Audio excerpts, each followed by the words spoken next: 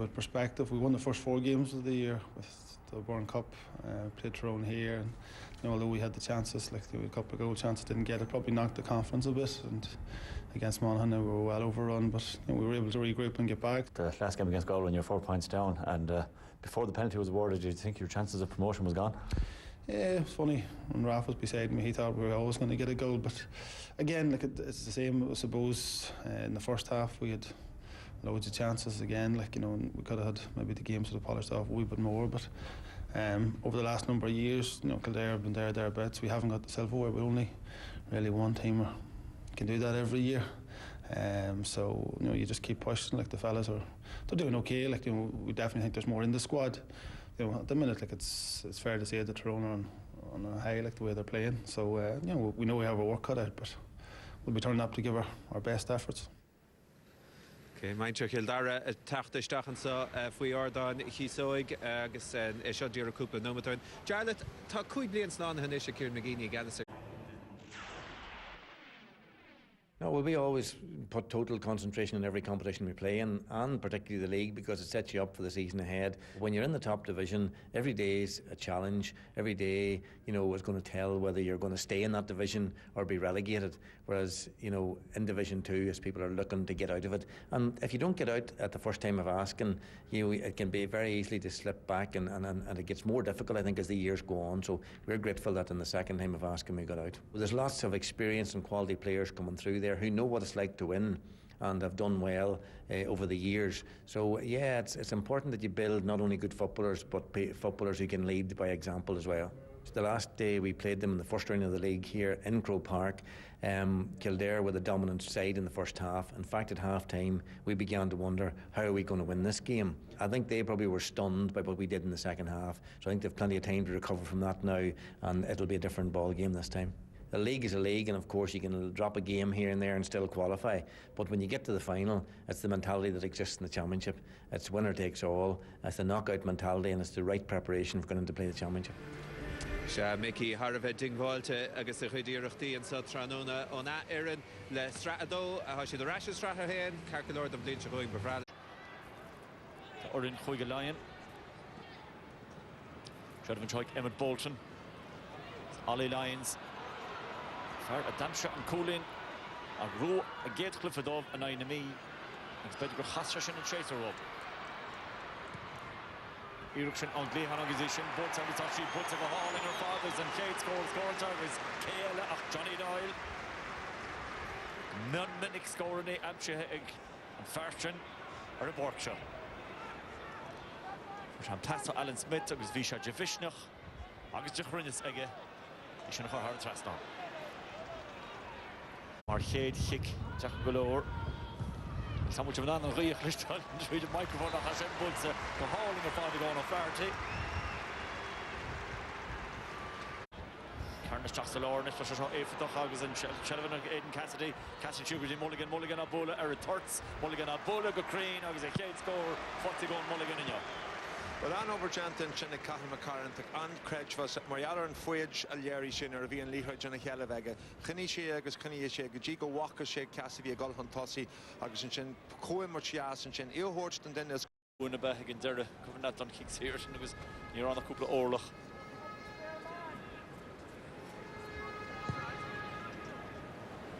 Agus sin Butza Hard Trasnon. They go on Mulligan, Martian Ton Fische Scorrelson Rivigno. Rui Brett Orishan, Rui Brett Orishan, Aguzi, Toshi Butara Traston, Captain Russia for it. An kick the Joe Kahimir Anch. Was shot Mark Donnelly and shot a goal Huntossi and shot a Sheelam Cigar Umper Shea Wari Achte.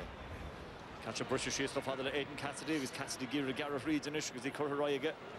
Emmer Jackson is Tyrone, agus in Joshua Mark Donnelly, Eric Donnelly, by Captain Gorchar, Trastai, Tasha Shindenta, agus Shinbeder Pen Hero and more Mahasa. Yeah, agus Cahi Morgan or Flaherty Bidge and he's more Yanni Le Breh Isle or Mark Donnelly, Martashik Johnny Schladden Shin, Jonathan Darnour and Yek Yellow Vilsha Janta, a Gulhun Tossi, agus a crew who Gachro, the Bidge playmaker, Grach, Sakliha, Leon, or Sweeney Turn, Irach Yan and Imro or Agus Fernie on Chalav Achinyal. With Rashid and Emmer to Ziki Kajashach, the fortunate Mark Donnelly. Donnelly Gale chin agus Walrin Shagamachin na Hoxan Murky came in Colum Kavanagh Kudulesh Kavanagh Giro Dodson North Lens Boss Fury Donnelly Reach Donnelly Achni Lens Boss Region Ishata Jeshan Ishigan Lawn Toss of Niall McKenna which Ordinal McKenna the Bull Tara Fast on score and Chin Vishit Fighter. Yeah, but McKenna Sasser Chin agus a Reach Vishit Fuinach Lesson Right Lushach Chin Machdara. Balla Brecca and Shin Girach and Shin agus Ga Ur Yan and Chidir Gulf Region agus nor a happen or who Junti and Chiad agus Marisgrala Tyrone and Goni Shin Mionata Bucht Shelev and Johanish agus Alan Smith Elo's Kashid of a Cormac just but nor Halchid Shelev is the Kamena Marvi Balla Glass on top Balla Darroganish was a goal Church of the Mikey Conway Fivru Kurishurga Johnny Doyle good Jess Ishtach a draw O'Callaghan Reach O'Callaghan Fechant can roll again Bullen Chat catch could be done Tomas O'Connor 40 Tomas O'Connor rush for James Kavanagh Chance Kavanagh score as he puts the hauling and Chin well Marvi Tyrone 5 different TV the Kildare 5 different Chin yeah being Glushach Shin Girach as in tax Lior agus in Doyle on Rudder Giri I'll owe the land Hossi Gullamach agus Fekan Shus agus Horch on the Farron Cruinig Jack the Shack Fine O'Connor Championship Girach passing Shea Mach James Kavanagh Rudder Bigger Feder the Connor Gormy and if you do the Shin agus Brishan Shea Creha ever a tree nor a Akenshire a yar a Yanni Shin and Tamer Fad. I think with the Kappa Major Mark Kybins Wahagan and Chagas in, you then Zima or Major Tafeka Guji shop, off Golinos, Colini Maha scored to Clantive, August and Luro Gloshuka Skippy or Hivgativ, Shahagan Tyrone and Isharish August and Shelf Colter and Chin. Again, Cassidy was fought to Rashik, Peter Kelly got Eamon Callahan is our Polish Dach, a draw James Kavanagh and Ishugas, Tasha Eloch and Rona McNabb, Sheer Girasula, Hunya Rashod. Kavanagh Garrish after going Elichin, Brennan Chahar, Fekans, Kinot, Federation, Lero de Wolle, Bulchat Traston, Law Riggy, Johnny Doyle, Fonat, Costin Johnny Balachwan, Costin Jabalacholibi, Comer when he came to Johnny, Rashko Kavanagh, Shellyfoss, Akanish, the Mikey Conway, Rashko, Eamon Callahan agus Chuck Callahan Traston the Park agus Fechar Short today Hugh McGrillen is Stockland around draw Alan Smith and Ishigus Ilan Fiergeri got Shamach Ilan is Farrah Pro Hen Lav Local Chin agus Vim Local Chin Tawtach pass the bead rather than Chin go on a Flaherty on Erucht and Chin on Mikey Conway.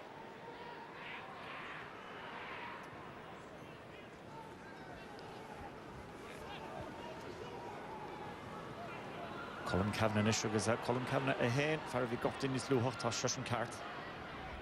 So Jenna Gamachin agus a Bultaraigo agus a Kudulishnish Grehar Sean Abulamachanish Shellyfoss Akas to the Stephen O'Neill Butcher Trasta Tashin Conley Takawadamach Contour to Chowell Tashi Fortsanish agus in Jesnish Mark Donnelly in Hulbar Walter Conley Rashoff to Mark Donnelly Stretchishin Walla Harry Traston Charlotte Dolat or Honishamak Roadanchin Sheilm Sahin, who's a chance and Shin agus Girach Corsair, a Raigaji Mark Donnelly, agus Vishinta Forrester Mark Donnelly, bringing a Himmery a father and he valid than Fark. Making to enroll at Inter Our host scorer Rish, och no, this figure cuts and chop, if you can't bring the donuts, Bills, a Sheikh and Chahar TG Kahar.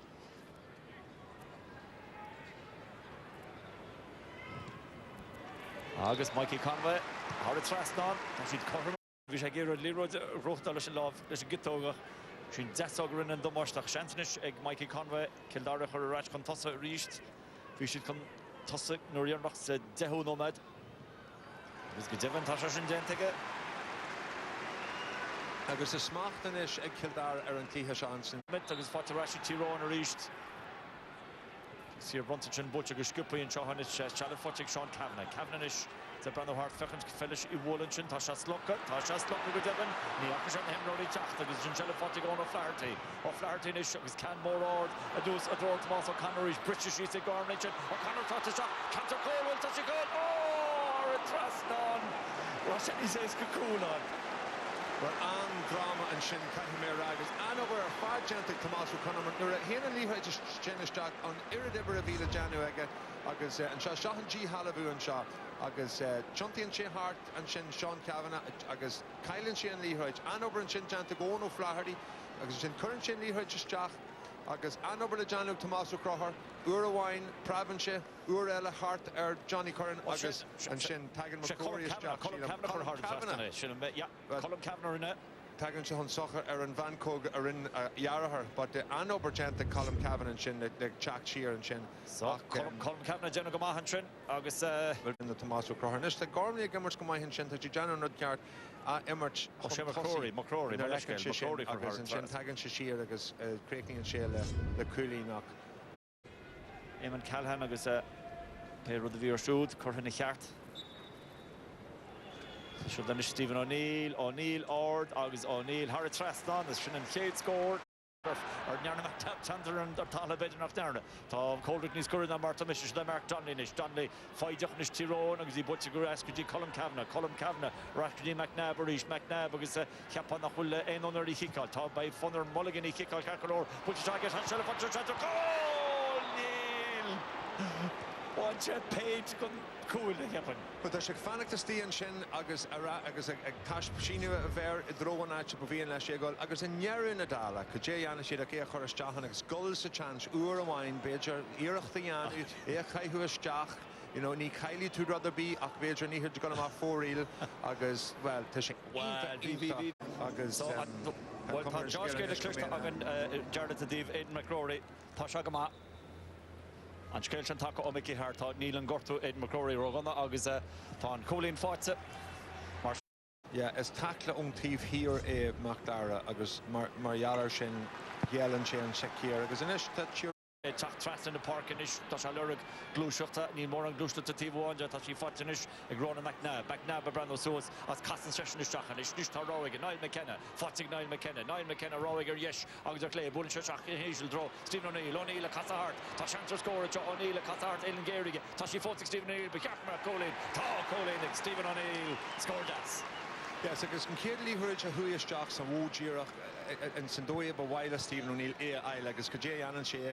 Federal Kildare score all. Johnny Doyle, then in his Farnard Doyle, can score all. Tashi put the father a Doyle, Tashi put Zaragla Johnny Gordon. You know, we clear my Hagaji Shaw, Jonathan, the Gimmers can Hanawai Kahmira, Augustan Tarua Ega. Niliro, the Genevieve to Crocus in a run the Vinci Zachary the Vest. August the Gala shot, Tashing into Jack or Smacht, can you learn Lee Hodge? A kick bolt, and kick hauling, bolt and chinning all of Flaherty. So that's a lie there reached. Calling Morgan is Jackson Lord, British Sheets, Jackson Jenny Galley Lines. Father Emmett Bolton, Kavanagh is a Lewis and Shaw, Kildare or Nuncianish and Catchin Butcher Stach, is he Fortinish. Again, Varata Taka shot forward, August Chenan forward, Togo forward, Stach, and scored Fortigus, Tashid Coram, got 3 orange. Yeah, Cooling Intachan Shen, a Gazan piece of Coimer and Shen O Kildare, Naravishi the Gunthurcher and Tiva, just Schlanning and Shinley Hutch, Trasnagaji and Tivash, Agus Anishta and Kliha Goskul Suas, get the Mai Hagastashira co score. Agus Fihanoma. Statue and Joe score. Mark Donnelly, Giragor Regis, Chakaji, Stephen O'Neill and Ish, Stephen Chigalina, Karkakoi, Kikal Jalish and Yasog, Shakadra Mulligan, which he fought Mulligan, Tashi British Sheets, Mulligan, Igiri, Hochir, Kurcha Shiri, Father Lakal McCarran is Jack Delor, Gigi Niall McKenna, Giri Dulcin, Artacolens Pause, Donnelly, Trask, Kavanagh Costa, Kavanagh Lenachito, Kavanagh Ord, August Kavanagh Artraston, Bennett score at short Kavanagh. Yeah, because kind of, you know, and credit was a horse and the Owen Mulligan, Bilgenak vacuum with Jay, Sana Hemmerch, Nero and Shalavega, Agus Kikshi and Lee Herjamach, and Yau, Agus Krogach Foster, Agus Crackney and Shula Kavanagh, Agus Current Jahar and Trasnane, Akafir enough to Shangal or Kildare. Machanor, the Mahmoudanish head, Shmuincha, Shalvanish, Kildare, the Goller Nunzi, Agus the Ali lines reached to Ali, Atolni Spur Nunzi, Namor Visa Gadla, Trastanish could see Morgan O'Flaherty. Or Flaherty Trastig, Johnny Doyle, Johnny Brandon, Frucken Road, I get Len O'Flaherty, listen to this match on the shock group, and Chancha Trasta, Hundish Shellberg in Father Chinach, Tashi Rashiga, Johnny Doyle, Koshi Doling, Doyle, Lish, Johnny Lechitogni, Hasashi Dohan, Tashi Titsimish, Better Jokotis Farras, Tashi Forting March, forward, Ellen Fior, forward, Tashi Bulta, or Tashi Bulzer, Haven, the Lava Clay. Keen to Gadla. 3 kicks here, 3 hold in, August. Morgormund and Malachter, Becharkamach, Kaharas Kaharnish. Here from Mordan Wallachter.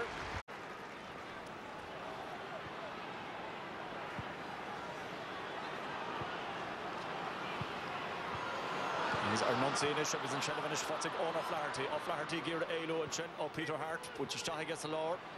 Di Pádraig O'Neill is Ishil go di Pádraig Fogarty go skipper go Eamon Callahan casta ballach one Tashi Fosa go Pravinja Rash go Fogarty a Bolachin Tashi Shin go death by shot a hole in her Pádraig Fogarty and that score. Well, the Fogarty of Kershisa Anyam Arwai Lesh and Kid Wouted and Creve Lesh and Tashpont the shot Gan Iris Ruditan Asniv Marisol the Chach Kildare the Neganata Abbott the Gunador and the Hirjikor Haran Trasnan Elaine Iris Goel Shin Janta Egg Fogarty Sedan Yasha. Gira Elu, Castle Balachwan, Castle Balachella, on past Trasta, good see Mikey Conway, Jessica Jessica Conway, Nish Picartol and Lichitol, so she put all the Conway, got the G shot, cuts the Shiga Devon.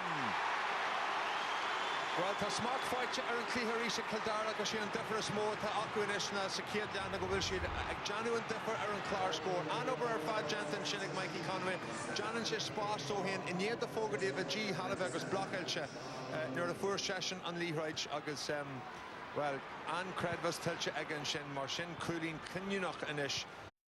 Kenjan is skillin intacha a tugura Charlotte nor honican tíisteach an áíris do chuna kicking amach. Liam den skaihan sin agus é gol siús le Cathal McCarran atá page a couple of orlach níos móna é.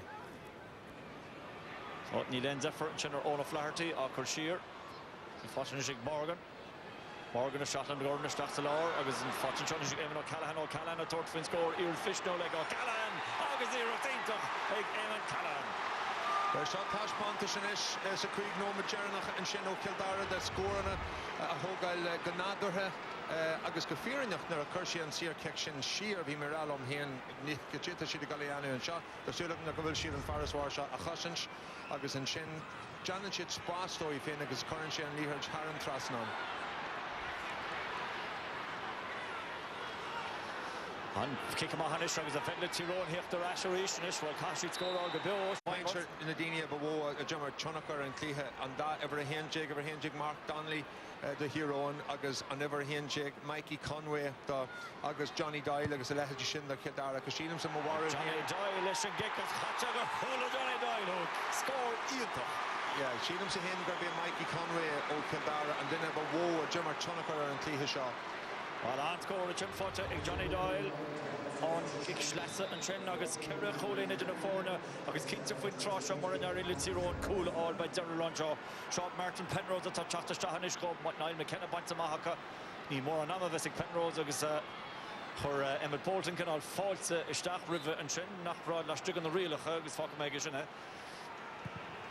Callahan Risha Goal of the Butcher Raigal is Law of Shen Father Ona Flaherty Trastanish Hugh Bolton is struck to James Capner Risha Capner Gira Elu Tashish and Jessica Jatsa Capner Conchamachi Chance Johnish like Fogarty will and 3 will score fighting Fogarty and Bochacha Dinagama on Shasta and for the George Jantek Fogarty agus Bill to go like check in this and Kid Wouted and Creve and over Jantek Chunty and Spine Shin Leaghridge agus and Shin Jíracha goal sa tróceart agus scúban sé hart agus Harnan Trasna agus tan cumar an scéil Leavrach ach Jeshanisig Ona Flaherty ar score Ella agus O'Flaherty a bull all O'Flaherty Harnan Trasna Neil an chun Higgins Nats a chur an Thora an shot sé cholin in the Forna kick out Magus Scoopy Johnny Cornach Shandavar Kevin Johnny Cod Gicalin Chena Kenor Gicalin Chena Hogail mar stoppen sé srúth an onsaí agus go fíornach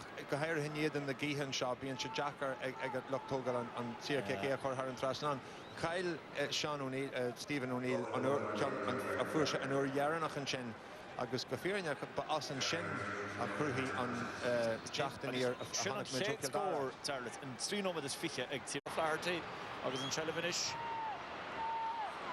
ag Darryl Flynn Rye Goody O'Flaherty Rush as Wayne score near Stoppancha Rash Goody James Cavanagh go Johnny Doyle Nive in Lishker Johnny Doyle Torfin score Costin Justach Eric Gittog no Neil Green Peter Gittog in his fire falls Thomas Flaherty Thomas O'Connor we kept him raw lame to Neil Fota Thomas O'Connor Ronan McNabb to Giro Chelv all Fibro Johnny Pádraig O'Neill on over Pádraig O'Neill the Chelv Rash on did the Hurricane O'Neill Trust with Thomas O'Connor is sheer with James Kavanagh here at all the Kavanagh which is an ord which he heard a trust on Neil she heard a trust on an bhí an sin ach an rud is soltas ach an sin Johnny Doyle sin tríthúir an dhéchéile a chuir sé an níhairt a fóríl ar an Division 2 trophy goes to Kildare. This is a sweet victory for these boys and their manager Kieran McGeeney. They bring a national title home to the Curragh of Kildare. The full-time score in this season's Division 2 final: Kildare 16 points, Tyrone 11.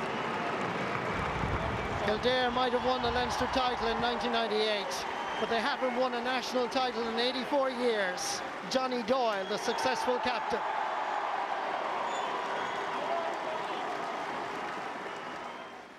Yeah, Tyrone's unbeaten run comes to an end. The Division 2 league title heads to Kildare. Joe, one of the things about today's game was Kildare were beaten by Tyrone in the league proper. Yeah. But you were fascinated and interested in the way that Kieran McGeeney looked at that and then counteracted it today. Well, Tyrone perfected by 2,000 years. You know, they perfected this thing of breaking through the middle. There's a scoring column in front of the goals. They shoot from about 25 yards out. The inside forwards clear out. The ball's given to them. It's kicked into the middle. That's how they score. That's how they beat Kildare very comfortably in Croke Park in the league earlier this year. That's how they won the All-Ireland in 2008. You'll see Mulligan drifts out the wings. A man comes through the middle. Usually Peter Hart, because Peter Hart's now playing at centre-half back. He's not really a centre-half, but he kept attacking through the middle. He scored one goal, set up the other. But you'll notice that always there was space through the middle where Tyrone were running into it, and the Kildare players were running with their backs to the Tyrone men, so they were running towards their own goals. Today, Kildare just blocked up the space in front of goals. At all times, they had 4, 5, 6 players in front of goals. Peter Hart was stopped as soon as he tried to make a run. At all stages, they blocked. Now, you'll see where Ron Mulligan is on the left and where the other corner forward is. Kildare just ignored them. They came into the centre. They just made an impenetrable wall. It was a bit like Chelsea's defending against Barcelona. And Tyrone had no other ideas, just as they had no other ideas against Donegal last year. And I was interested to see Jim McGuinness there today, because it will confirm to Jim that what Donegal did last year. Now, they had some slight variations last year. They were trying to switch the ball from right to left. But this year, they've just attacked through the middle, and they've used Peter Hart as their secret weapon. It's a secret no longer. Also, another thing, Pat Spillane, from Kildare's point of view, it's also a help if you can bring in a lad wearing number 22 in his shirt and he scores some very important points for you in the second half. Certainly, the words... You were going to say he's not from Cavan. The words impact sub are used probably too often, but this fella, Padraig Fogarty, certainly played the role of an impact sub today. Remember, the starting 6 forwards for Kildare today scored 3 points on play. In his cameo appearance, Padraig scored 3 points on play. And they were all brilliant points and difficult points as well. One with the left foot, a lovely one here, sort of off balance with the right foot. He looks a very confident player. And then the third, that was a good point, 35 metres out, and the third point with his back to the goal and swinging it over, very impressive. And not alone did he score 3 points on play, but he was also fouled here, we'll see in this clip, and he shows great confidence in this and great composure. You know, he wasn't panicking, he was selling a dummy, he was taking the defenders on, and he was fouled, which led to free. So, look, it was an impressive performance from Kildare today. You know, they're a very honest, hard-working, well-organised side. But bear in mind, they're just back from 10 days collective training in Portugal, so that would give them an edge. Now, you look at Tyrone. 2 things about Tyrone. I still think they're a team in transition. 2 years ago, I think that the team should have been dismantled 2 years ago after being beaten by Cork. They're a year late in dismantling this team. They lack sparkle, pal. That's number one. And number two here, and as Joe alluded to, like Barcelona against Chelsea last week, they didn't have a plan B. Their plan A was to run through the middle. There was a brick wall of Kildare players, and they didn't have a plan B to put it out to the wings. The good forward lines of Kerry, Cork, they don't or kick Dublin, the ball at all from their defence. The good forward lines of Kerry, Cork, Dublin can kick points from the wings from 35, 40 metres. All right, thanks for that, lads. Now, there was also important league action at Croke Park. Agus le so tá Brendan Murphy har cheann Allianz chun gradam lech na himar a bhrunna Mikey Conway. Congratulations, well done. Thank you. Mikey, congratulations. I suppose for this particular panel player, it's a while coming, but at last a national title. Yeah, I suppose it has been a while coming, and I suppose the last couple of years we've been knocking on the door, you know, so it's good to get another competitive game in Croke Park before the championship, yeah, so we're delighted with the win, yeah. And for yourself personally, 5 points today. You missed all of last year with injury and a couple of years before that, so you've timed to return very well. Yeah, I have, yeah, I suppose I'm happy enough with my performance today, personally, but in the end of the day it's all about the team, and it's great to get a win over Tyrone, yeah. The first half in particular, you tried a couple of long balls into Tomas O'Connor and you got some change out of that. Yeah, we did, I suppose. Yeah, Tom is very good in the air, so we used him to a certain extent in the first half, but Tyrone then had a man in front, so we had to change our tactics, which we did, and we always knew Tyrone were going to come back at us in the second half, which they did, so it's good to get a win, yeah, it's good to push on at the end, yeah.